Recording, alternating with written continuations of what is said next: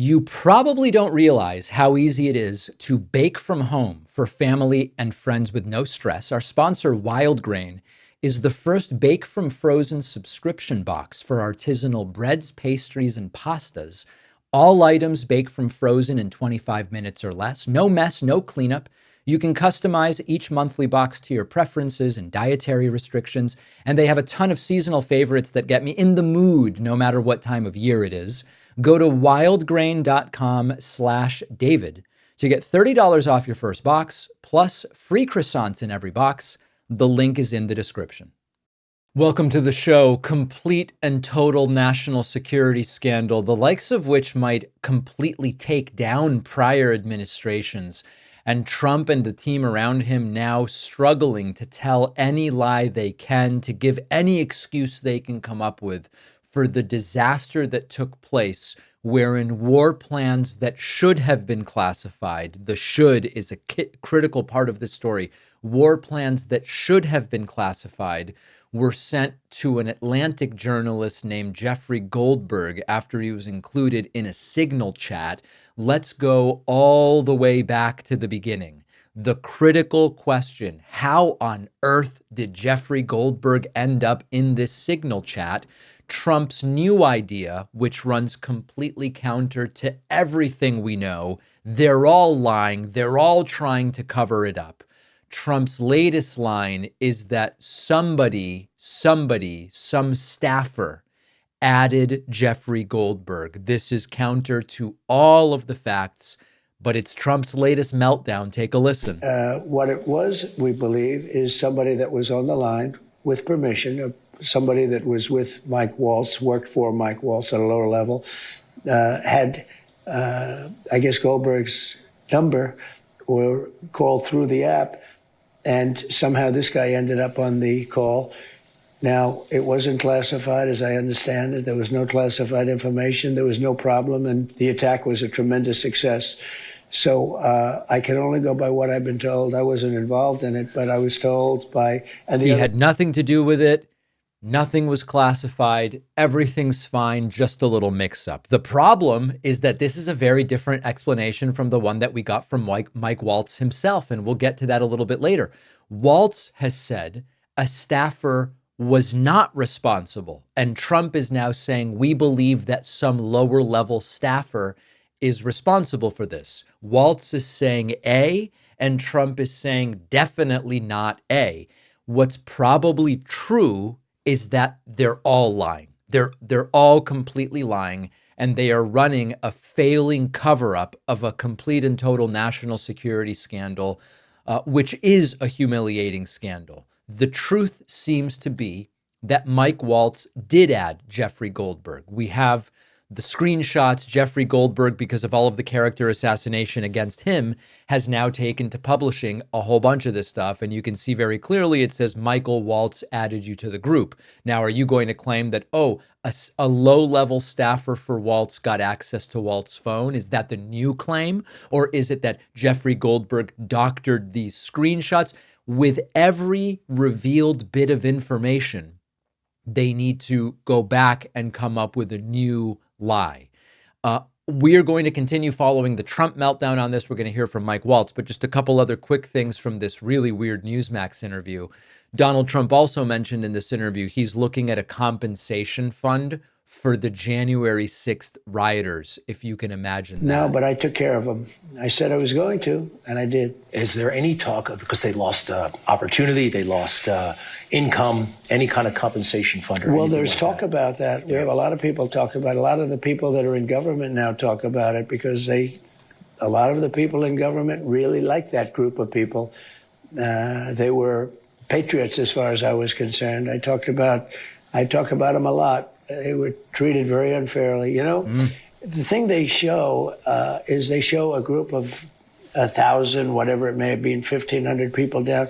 What they don't show, you never see the crowd that day. It was the biggest crowd I've ever spoken before. It went all the way to the Washington Monument. It was so wide, you virtually couldn't see anything else but people. They never show that. Whether it was 1 million people or less than 1 million, I don't know what it was, but You know, I see Bernie Sanders has a few people out there. They say, oh, the crowd is so big. They don't talk about the crowds. But a group of people went down there. Anyway, so they're looking at compensation for the rioters. Insurrection now comes with a pension plan, I guess you could say. These are, of course, people who should be in prison, not pardoned, and certainly not getting reparations of sorts. Trump continued the nonsense by saying he really liked Ashley Babbitt. Ashley Babbitt was a good person. Of course, remember, Ashley Babbitt was shot while climbing through a window that rioters had smashed. Multiple clips showing exactly what happened. It doesn't matter to Trump. He just lies with a straight face and says, Ashley Babbitt, that was a good one. The family of Ashley Babbitt is suing the government, wrongful death. The DOJ right now officially is still opposing that lawsuit, trying to justify it. Shouldn't that be something that can just be settled at this point? Well, I'll look into that. I mean, you're just telling me that for the first time. I haven't heard that. I'm a big fan of Ashley Babbitt, okay? And Ashley Babbitt was a really good person who was a big MAGA fan, Trump fan. And she was innocently standing there. They even say trying to sort of hold back the crowd. Right. She was really there, actually, doing crowd control. And then just out of nowhere, she got shot. And of course, not a single investigation turned up that that's what happened. And then finally, really not a delusion of grandeur, Donald Trump says it's conceivable that someone saved him, someone being God, so that he could then save the country. I think, you know, somebody said that God saved me in order to save this country. Somebody said that. This country was going down, Greg. If this election wasn't won, this country had no chance. This country is going to be, remember I used to say for years, we're going to be Venezuela on steroids. Right. And that's what was happening to the country. And now we're turning it around. And I think we're turning it around fast. Yes, God saved Trump, but killed an innocent man standing behind Trump when he redirected that bullet. Wow. What must it be like to live in a world where you believe this is how things work? But Trump's doing it. And I want to get back to the national security scandal.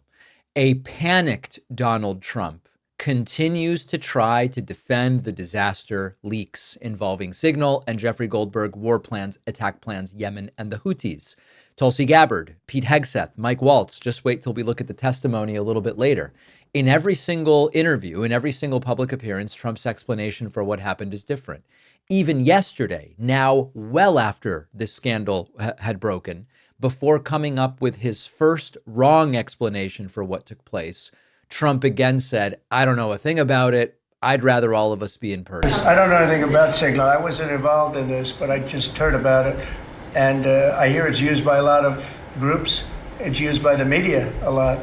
It's used by a lot of the military.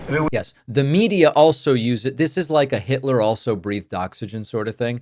Listen, if Signal's so bad, the media uses Signal. You should go after them. Right, but the media doesn't plan wars. That's sort of like a key difference. If it was up to me, everybody would be sitting in a room together. The room would have solid lead walls and a lead ceiling and a lead floor. But, you know, life doesn't always let you do that. I want to look into anything like that. I would ask them. It's not really an FBI thing. It's really something having to do with security. Security, like, will somebody be able to break in? Are people able to break into conversations?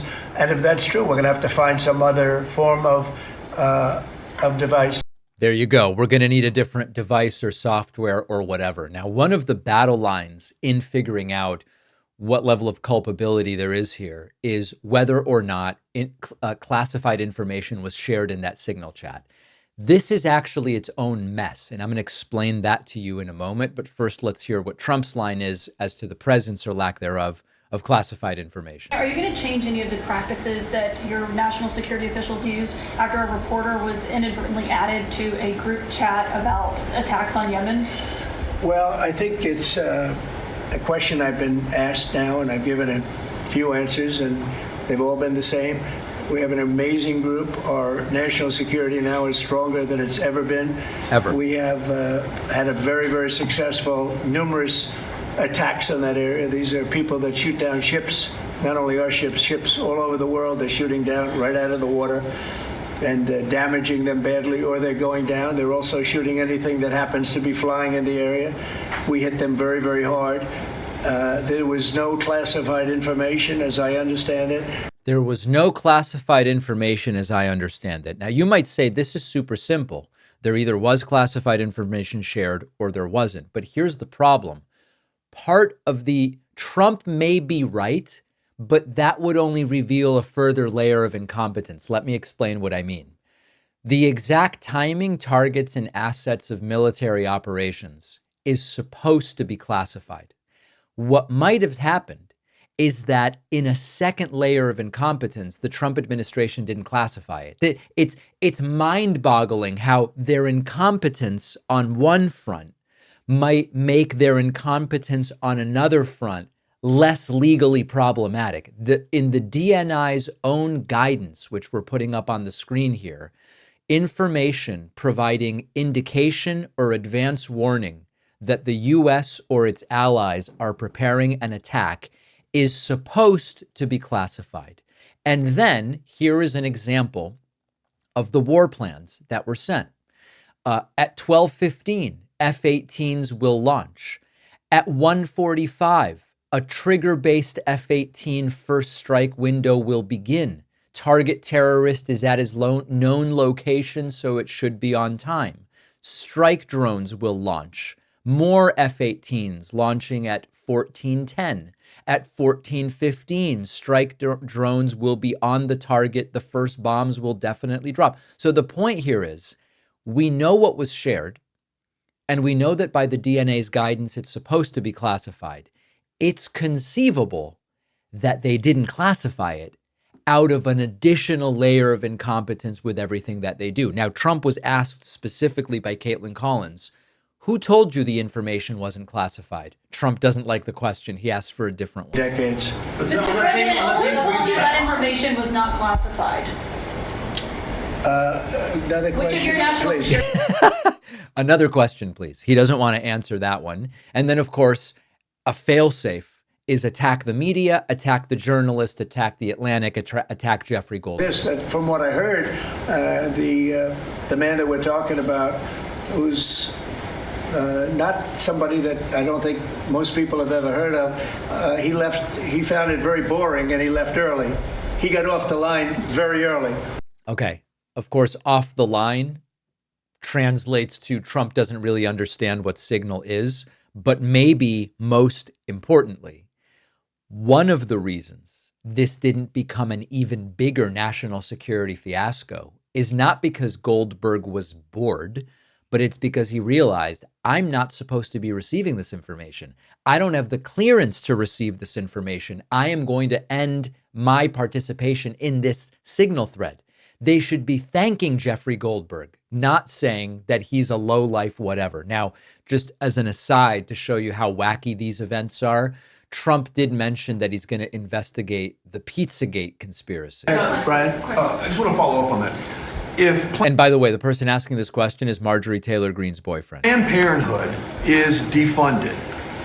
Would you look into the harvesting of baby organs that they've done throughout the years and maybe go after some criminal prosecution on that? Well, I think you're talking about a subject that is a heated subject. Right. And we'll look into it. We're going to look into everything. But that's certainly a subject that's been debated for a long time. That's right. We call it Pizzagate, and it is a wild and wacky conspiracy theory because of Brian Glenn's presence now in this press corps.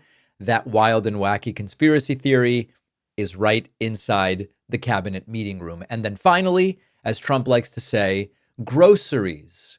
Not a word you hear a lot, but it's a very descriptive word. But we brought eggs down at a level that nobody thought we could get at. I inherited that situation, and I inherited a grocery situation. The groceries went way up, an old-fashioned word, but it's a very descriptive word. Groceries have gone through the roof.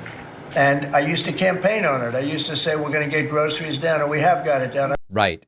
Very old-fashioned word. Not, I mean, who's ever heard of the word groceries? But groceries are real, and Trump has done it, and he's also done it with, as he calls them, eggs. Very, very compelling stuff. After the break, what does Mike Waltz say about how Jeffrey Goldberg ended up in the Signal chat. It's completely different than what Trump is saying. The Echo Machine, my first nonfiction book, is out.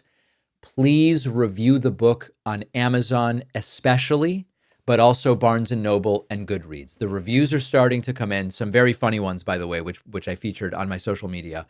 If you've not gotten the book, please do. But if you did, please review. It is the critical thing at this point in time. Let's take a quick break. Back right after this. People in my audience know I am a bit of a pastry connoisseur. Our sponsor, Wild Grain, is the first bake from frozen subscription box for artisanal breads, pastries, and pastas.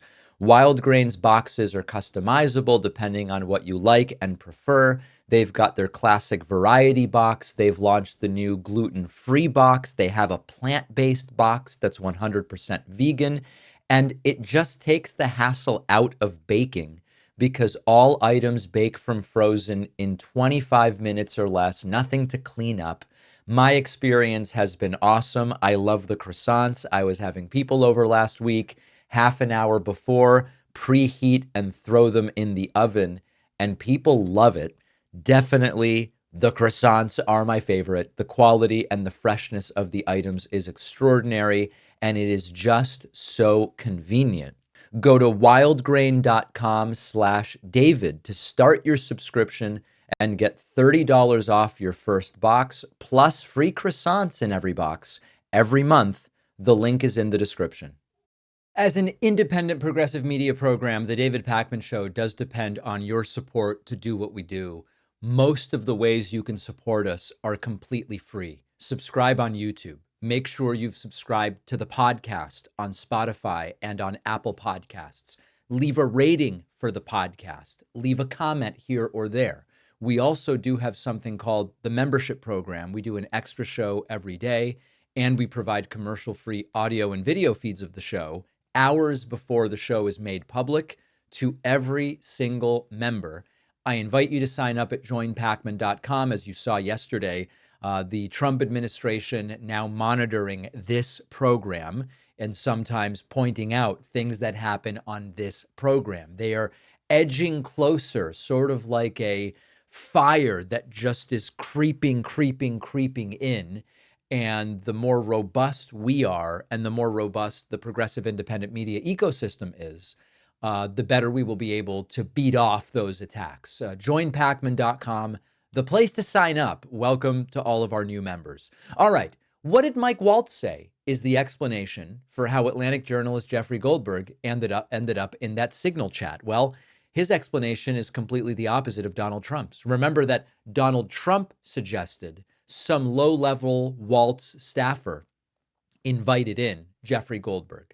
Mike Waltz has a completely different explanation. It might involve subterfuge. It might involve hacking. Listen to this. The president expressed complete confidence in you today and his entire cabinet. But how did a Trump-hating editor of The Atlantic end up on your Signal chat? You know, Laura, I'm not a conspiracy theorist, but of all the people out there, somehow this guy who has lied about the president, who has lied to Gold Star families, lied to their attorneys, and gone to Russia hoax, gone to just all kinds of links to lie and smear the president of the United States. And he's the one that somehow gets on somebody's contact and then gets sucked into this group. Is someone in your president? Very, very suspicious, isn't it? Listen, Mike, you got to come up with something better than this. First of all, there is zero evidence for what he is suggesting. He's suggesting some kind of subterfuge. It's too suspicious. This guy that isn't nice to us, suddenly he's the one on the Signal chat. No. Something must have happened here. And of course, he's suggesting hacking or some kind of malfeasance. Number one, no evidence of that. Secondly, if it were true, that would suggest they shouldn't have been doing this on Signal to begin with, because if what he is alluding to is even possible, it would only confirm you shouldn't be using Signal for this. And of course, part of the issue here is nobody in that chat said, hey, this shouldn't be discussed on Signal. That's a reinforcement that they use Signal for this sort of thing all the time. And then third, Goldberg reported that Mike Waltz sent him a personal Signal invitation 2 days before he was added to the group. And indeed, it is Mike Waltz who invited him to the group. So it is a very, very weak explanation. Now, as of course you have to do if you work for Donald Trump, he has to lay down like a doormat and say, sir, please walk all over me. I would like another. And quite a Freudian slip here. Take a listen. Percent of global commerce is getting rerouted. The world owes the president a favor, or excuse me, a thank you for taking this on and fixing this problem. Everybody owes Trump a favor. Oh, no, I mean a thank you. Both, of course, are indicative of the sort of worshiping of Trump that you are required to do. But Trump would certainly agree everybody owes him a favor. And then finally, what lesson did National Security Advisor Mike Waltz learn from this entire Signal fiasco? Not that you shouldn't use Signal for planning war crimes or war crimes. Now I'm the one with the Freudian slip. I don't know that they're war crimes, war attacks, elements of war. Not only should you not be using Signal for that, that's not what he learned. He learned that journalists are really bad.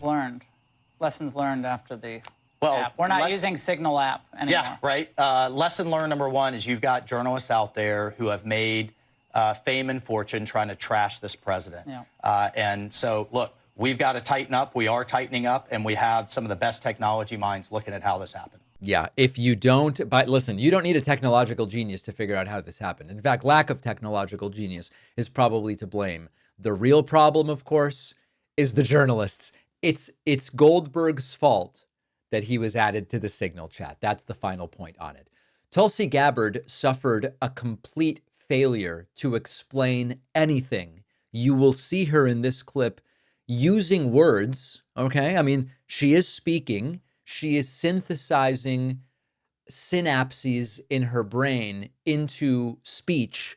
But beyond that, it's hard to say she's really saying anything. She was questioned yesterday by a number of senators, and it's really bad. It's really, really bad. Here is Senator Mark Warner asking questions about what happened, and Director of National Intelligence Tulsi Gabbard, who has no business even having a security clearance. She couldn't pass an FBI background check if she were subjected to one, which she wasn't. And she is the Director of National Intelligence, and she simply refuses to substantively address the story. This is tough to listen to. You were not TG on this group chat? I'm not going to get into the specifics. So you refuse to acknowledge whether you were on this group chat? Senator, I'm not going to get into the specifics. Why are you going to get into the specifics? Is it because it's all classified? Because this is currently under review by the National Security Because Council. It's all classified? If it's not classified, share the text now. As the White House previously Is it classified stated, or non-classified information on this text? I can confirm. Director Radcliffe, were you on the group chat? Senator, I was on a Signal messaging group. So you were the John Radcliffe on that chat? I was. Thank you. Thank you. Can I provide some context, Senator, to that? Yes, but I've got a series of questions. Well, but I think it's important because at the outset, you made a couple of comments about Signal messaging using encrypted apps. So that we're clear, one of the first things that happened when I was confirmed as CIA director was Signal was loaded onto my computer at the CIA, as it is for most CIA officers. One of the things that I was briefed on very early, Senator, was by the CIA records management folks about the use of Signal as a permissible work use. It is. That is a practice that preceded the current administration to the Biden administration. Director Radcliffe, I've got a series of questions. If you're making the statement, the Signal is a secure channel. No, can I answer that? It is. I've got a series of decryption. So it is. To finish, I understand encryption. It is permissible to use to communicate and coordinate for work purposes, provided, Senator, that any decisions that are made are also recorded through formal channels. Right. So those were procedures that were implemented. My staff implemented those processes. Desperate to filibuster. Followed those processes, complied with those processes, and finally, just please, so my communications, to be clear, in a Signal message group were entirely permissible and lawful and did not include classified information. Well, we will make that determination, because if it's not classified, share the text with the committee.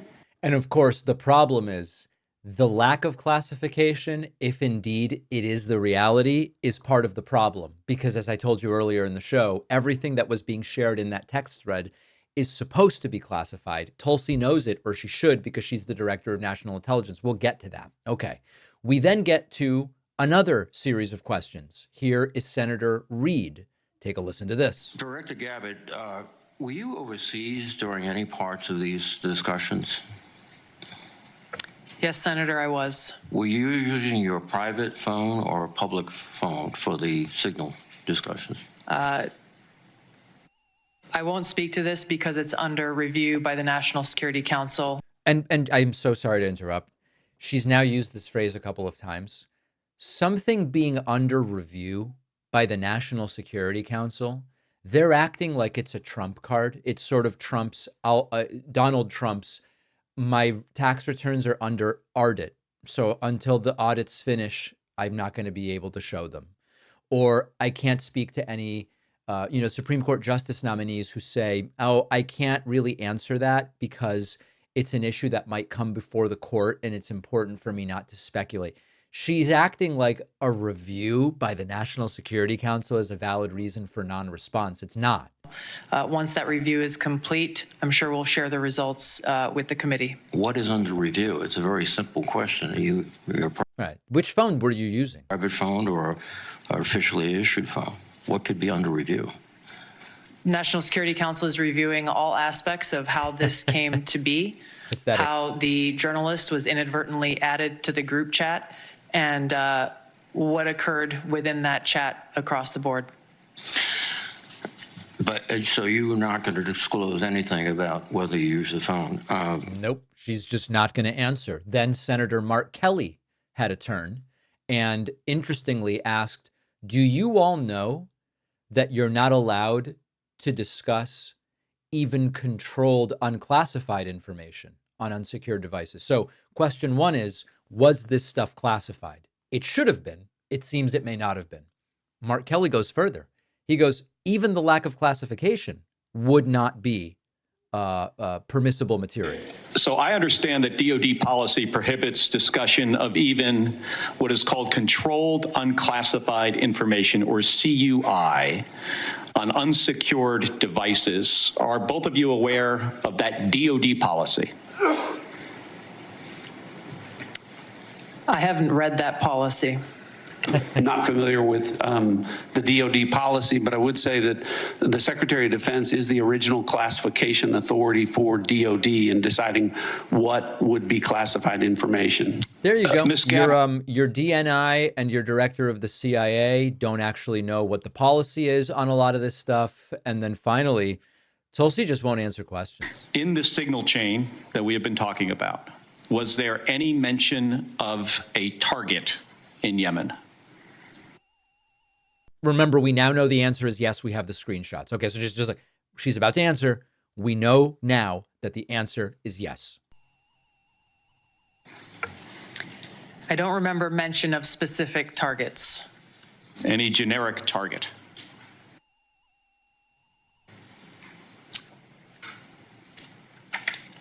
I believe there was discussion around targets in general. Mr. Ratcliffe. I think that's consistent with my recollection. Again, I don't have access to that. Was there any mention, Ms. Gabbard, of a weapon or weapons system? I don't recall specific weapons systems being named. We know the answer is yes. I'm not talking about specific, any weapon or weapons system. I don't recall specific names of systems or weapons being used. Her memory suddenly very, very shaky. So we're building up a list. We already saw Mike Waltz's handling of this. He should be fired. We have seen Ratcliffe's and Gabbard's involvement. They should be fired. Let's now talk about Pete Hegseth. Pete Hegseth, the Secretary of Defense, was asked a question yesterday, which is, did you declassify the information you put into the Signal chat that involved discussions of then forthcoming attacks in Yemen? I'm going to play Hegseth's answer. And what you will notice is that he does not address the question. There's a reason why. I will tell you in a moment. Mr. Secretary, the messages the White House called authentic did at the very least include sensitive details about targets and timing. Did you declassify that information before you put it in the chat? And are you using Signal to discuss operations as sensitive as the strikes against the Houthis on a government or a personal phone? First, all I would say is the strikes against the Houthis that night were devastatingly effective. And I'm incredibly proud of the courage and skill of the troops. And they are ongoing and continue to be devastatingly effective. The last place I would want to be right now is a Houthi in Yemen who wants to disrupt freedom of navigation. So the skill and courage of our troops is on full display. It's a complete opposite approach from the fecklessness of the Biden administration. President Trump said peace through strength will be brought back. You might be wondering, does he know the question? Oh, he knows it. He's just not answering it. Freedom of navigation will return, and that's exactly what we're doing. As I also stated yesterday, nobody's texting war plans, and that's all I have to say about that. So the one substantive answer was a lie. Nobody's texting war plans. Jeffrey Goldberg has released them. We showed them to you earlier in the show.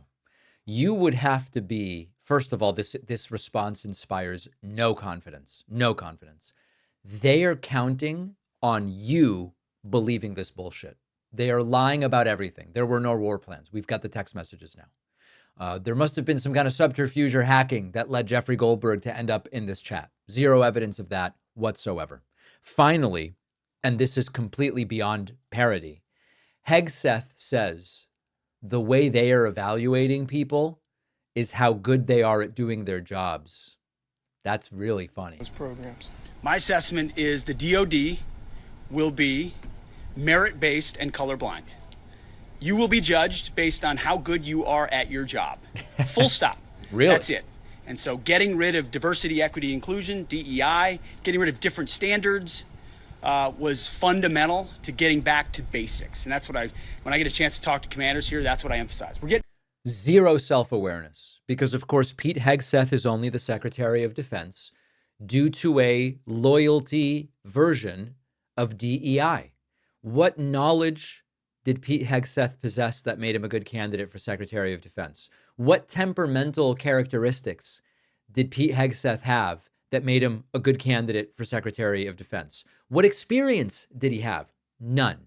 He was there because of a form of affirmative action and DEI that is loyalty to Trump above qualifications, above experience, above knowledge, and above merit. And the lack of self-awareness by him saying that is stunning. He should also be fired.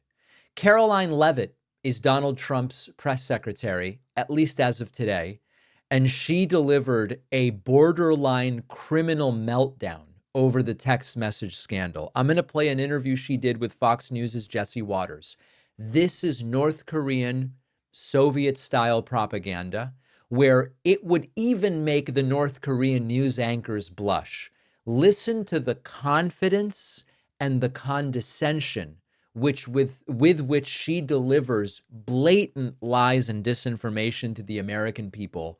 It is beyond belief, but this is what Trump wants. Take a look. White House Press Secretary Karoline Leavitt joins me now. So does the president have full confidence in his national security team? President Trump absolutely has the full confidence in his national security team, Jesse. That includes our great national security advisor, Mike Waltz, who has already been caught lying about what happened. Secretary Pete Hegseth, who has already been caught lying about what happened. And the American people should be grateful to these individuals, and especially to President Trump, for putting together such a competent and highly qualified team. Straight out of the cult playbook. Scandal. They did something terrible. They get confronted. They go, every single one of you should be grateful that Donald Trump is the president and that he selected these great people to be in the cabinet. This is how cults operate. Who are killing terrorists that the Biden administration allowed to run wild in the Middle East. And that is the real story here. We had Houthi terrorists firing at American naval ships and commercial vessels in the Red Sea. The Biden administration removed the foreign terrorist designation from this radical terrorist group, allowed them to take these actions, put American lives at risk, shut down the freedom of navigation in the seas. And you can tell she's lying because her lips are moving, and also because she's not substantively dealing with the question, which they never do. And because of the effort of my colleagues and President Trump, we are now killing these terrorists. We have redesignated them as a foreign terrorist organization, and Americans in the world are safer because of it. So it's kind of strange that of all people, Jeffrey Goldberg entered this chat.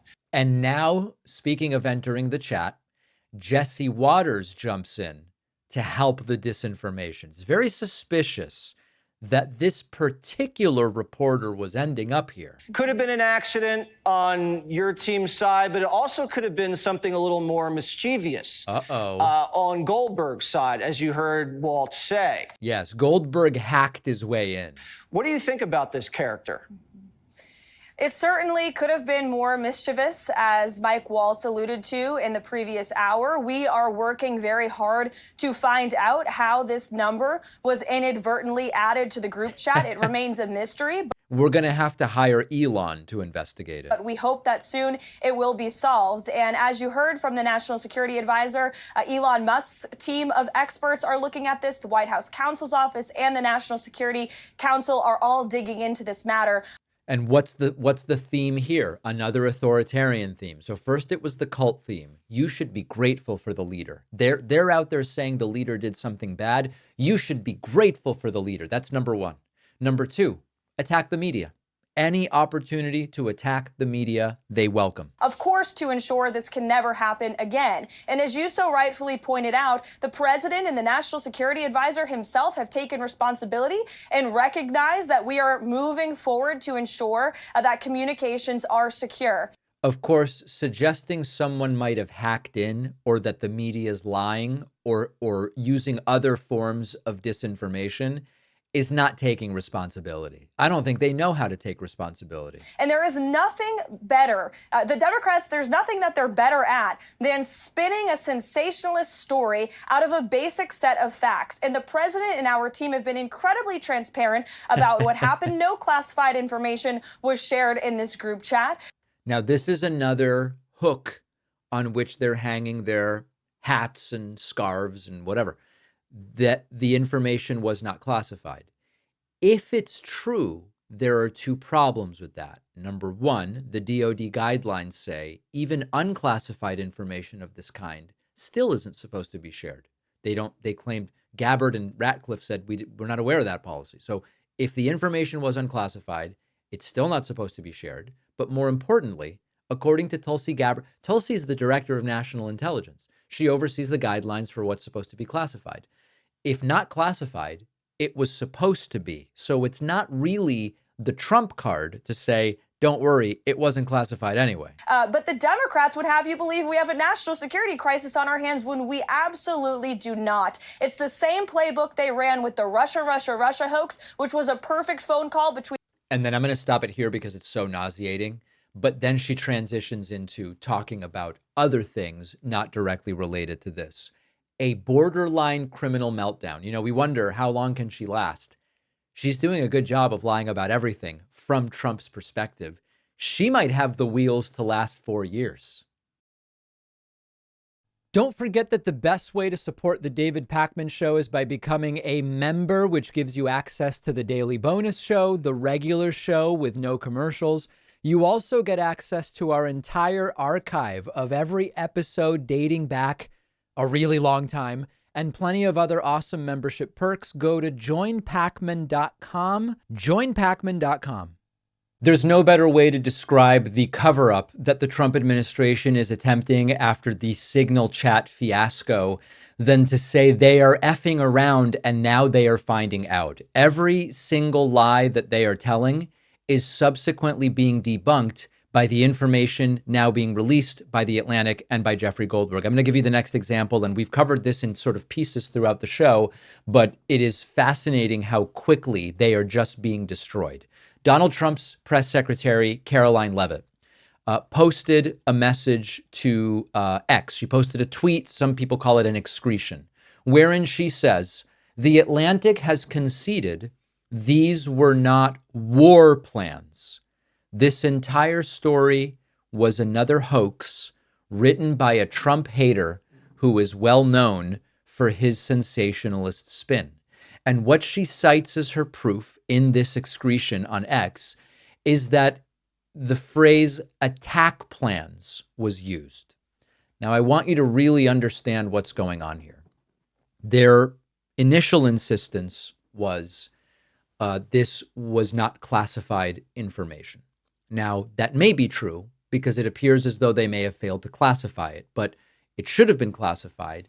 And we now know, based on the DOD policy around sharing of such information, even if it's not classified, even if it's correctly not classified, which we dispute, but even if it were correctly not classified, you're still not allowed to share it in such a venue. So the next sort of battle line was, these are not war plans. This is an attack plan. But it's simply a linguistic misdirection, because we can put them back on the screen. We now see that these are war plans. Pete Hegseth sent a message. Team update. Weather is favorable. Confirmed with CENTCOM. We are a go for mission launch. 12:15 Eastern. F-18s will launch the first strike package. 13:45 Eastern. Trigger-based F-18 first strike window starts. Target terrorist at his known location. Should be on time. Strike drones will launch MQ-9s, even mentioning specific equipment. 14:10. More F-18s will launch. This is the second strike package. 14:15. Strike drones on target. This is when the first bombs will definitely drop, pending earlier trigger-based targets. 15:36. F-18 second strike starts. Also first sea-based Tomahawks launched. Tulsi was asked, were weapons or weapon systems mentioned? She said, I just don't remember. Well, here they are mentioned many, many times. This is a meaningless distinction without a difference. Suddenly, they're talking about not really a war plan, it's an attack plan. My guess, if you press them on it, is they would go, no, war plans would be more general. War plan would be like, hey, we are going to be launching an initiative in Yemen against the Houthis for these reasons. But of course, that's so generic, and that was already announced publicly, that is completely meaningless. This is exactly what they said was not released.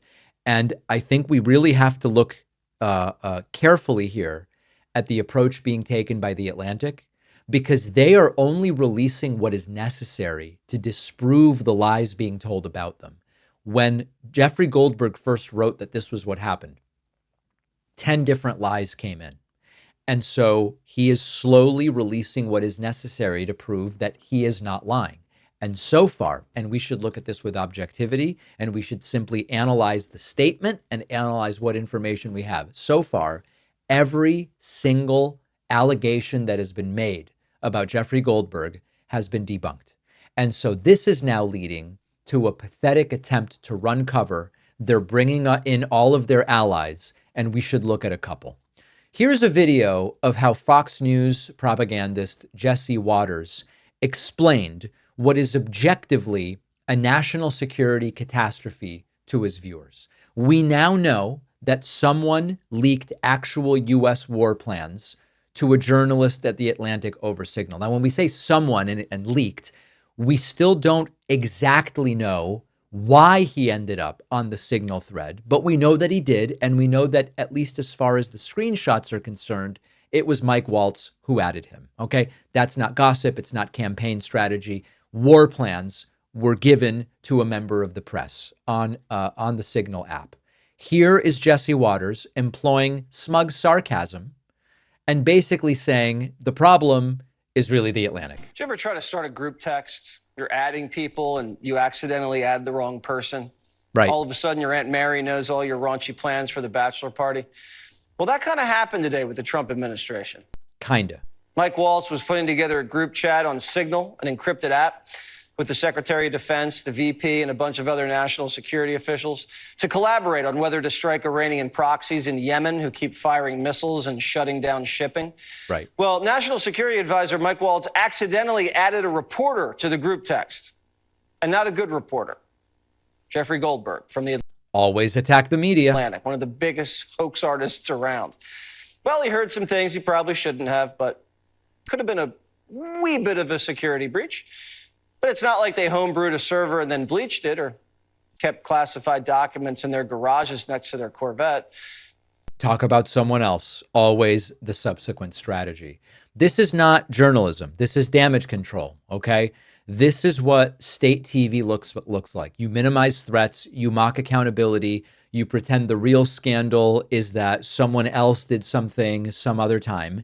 And the real takeaway from the way that Jesse Waters chose to handle this is that when he likens a massive national security breach to a WhatsApp mishap or texting the wrong person the plans, oops, I texted my ex something that was meant for my current girlfriend or something like that.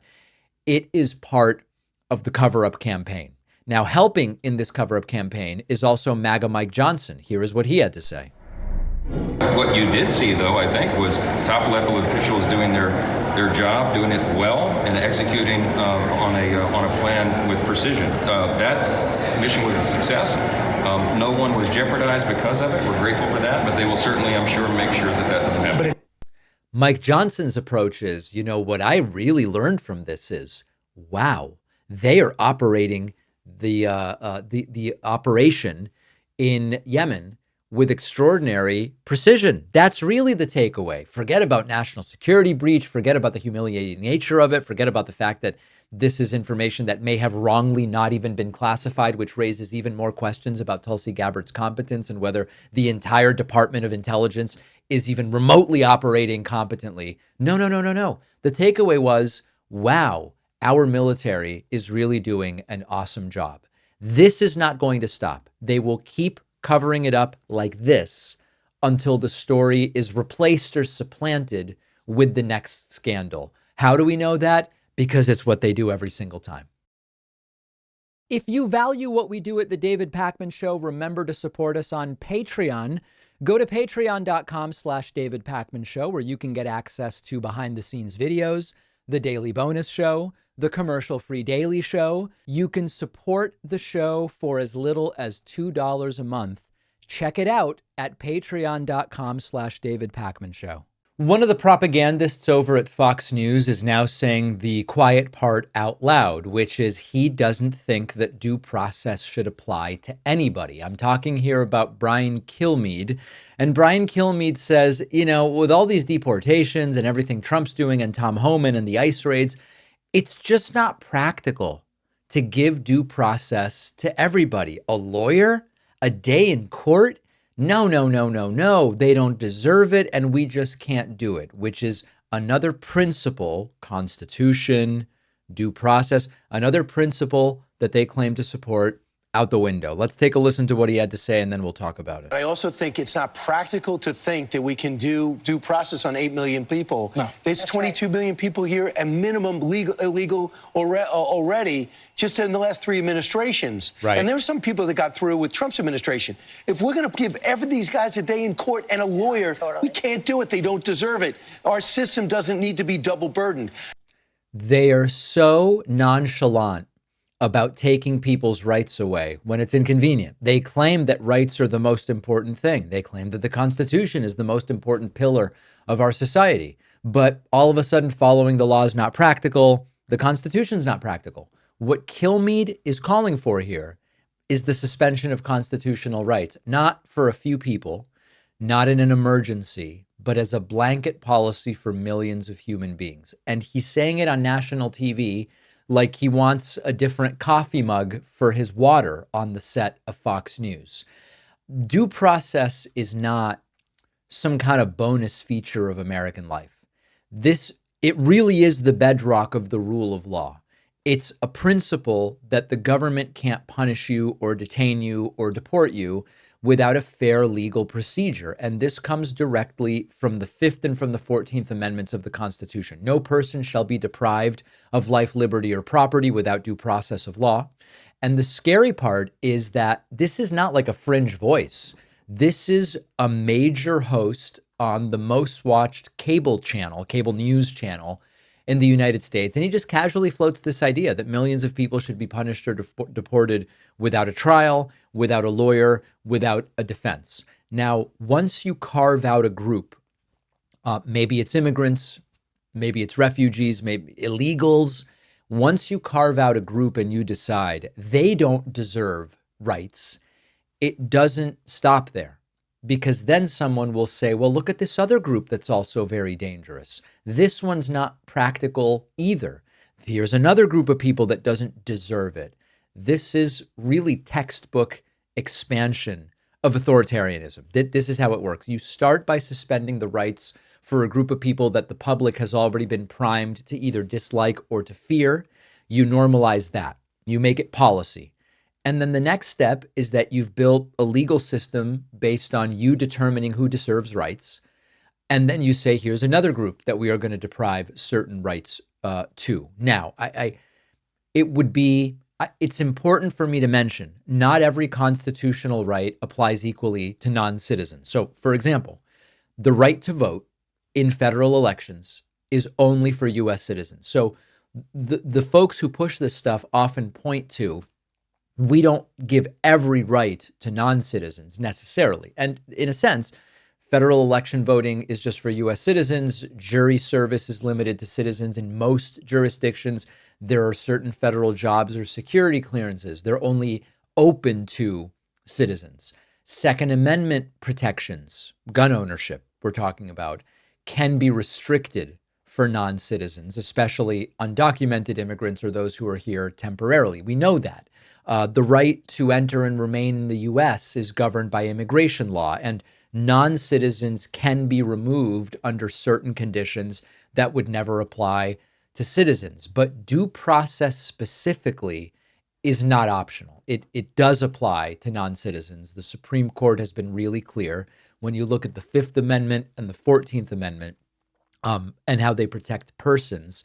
It does mean all persons and not just citizens. So if we were a country ruled by law, and if Republicans really believed in the importance of the Constitution and due process, it means non-citizens who are here have a right to fair legal procedures before a government can come in and say, we're taking your liberty, or we're taking your property, or we're taking even more than that potentially. Even if someone is here illegally, they have a right to a hearing, they have a right to challenge deportation, and they have a right to avoid indefinite detention and be treated with basic legal fairness. Now, I know the reaction from many on the right is, hold on a second. They come here illegally, and now we need to waste money in order to prove that it is time to send them back. Yes, that's the way it works.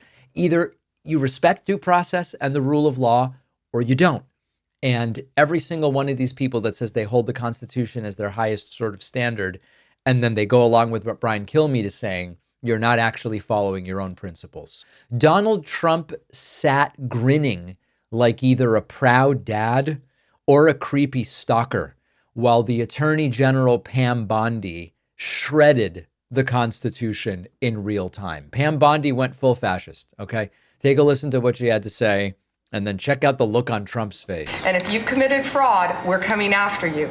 Thank you, Elon, for that. On the violent crime level, thanks to President Trump's directive, we are seeking the death penalty again. So all of these horrible, violent criminals that you're hearing about around the country, they will face the death penalty federally within our country. And the drug dealers need to get out of here because we are coming after you.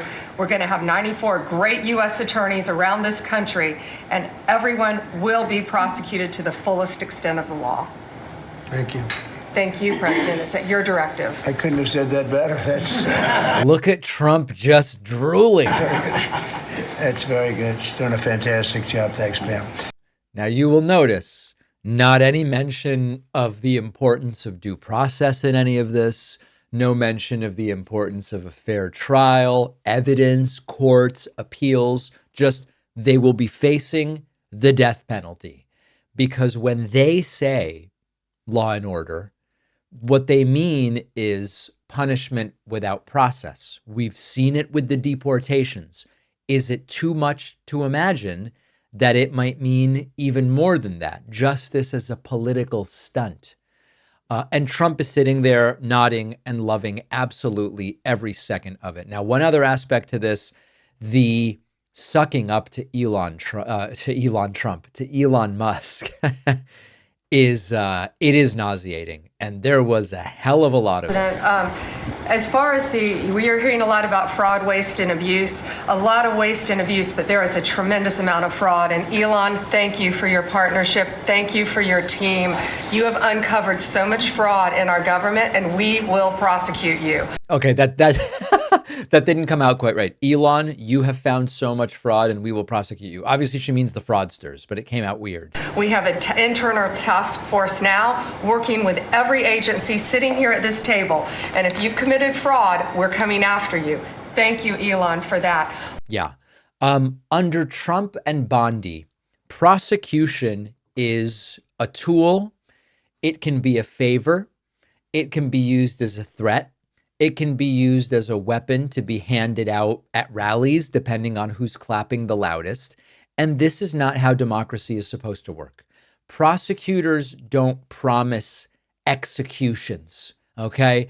Attorneys general don't base criminal or shouldn't base criminal investigations on what Elon Musk decides to tweet that a 23-year-old given the keys to the castle thinks they found when looking through some database. And the rule of law isn't supposed to bend to applause lines. And so really none of this is about crime. You know, as I've said before, if this were really about crime, all of the fraud they claim to have found would lead to arrests and prosecutions. Fraud is a crime. And what we really see the meaning by fraud is stuff Trump doesn't like, right? Stuff that is inconvenient or antithetical to their political agenda, but not antithetical to the law. This is all about promising your base that your political enemies are going to suffer, and that then the state is going to look the other way when you do the punishing. And while Pam Bondi makes these threats and acts like she's sounding normal, Trump grins because that's the plan. This has always been the plan. On today's bonus show, we are going to talk about the latest with the mega jail holding deported Venezuelans and Kristi Noem's trip down there. We will also talk about Alina Habba getting a cushy job as a U.S. attorney in New Jersey. She really deserves the job, right? And then this is one many of you wrote in about. Texas Congresswoman Jasmine Crockett mocked Greg Abbott, the governor of Texas who uses a wheelchair, as Governor Hot Wheels. This has become very divisive in the audience, where there are some saying that this is her stooping to the level of making fun of disability. And then others saying, why should we maintain a decorum that they don't care about? And that this is exactly the right way to be talking. So we're going to talk about it on the bonus show today. All of those stories and more you will get when you sign up at joinpacman.com. Really appreciate all of our new members. Remember that my book is out. There was such demand that Amazon was delayed on shipping. Here's what happened. They now have the book at all regional distribution centers, and overnight shipping is now happening. Okay, so the book's available everywhere. Please review the book on Amazon, Barnes & Noble, and Goodreads. You can just say, people think, review, I've got to sit over a typewriter with a scotch thinking what to say. No, you can just say, important book at this point in time. Tells me a lot about history that I didn't know. Interesting ideas for the future of the Democratic Party. It can be as simple as one line, okay? So we'll feature some of the more interesting reviews later this week. I'll see you on the bonus show. I'll see you back here tomorrow.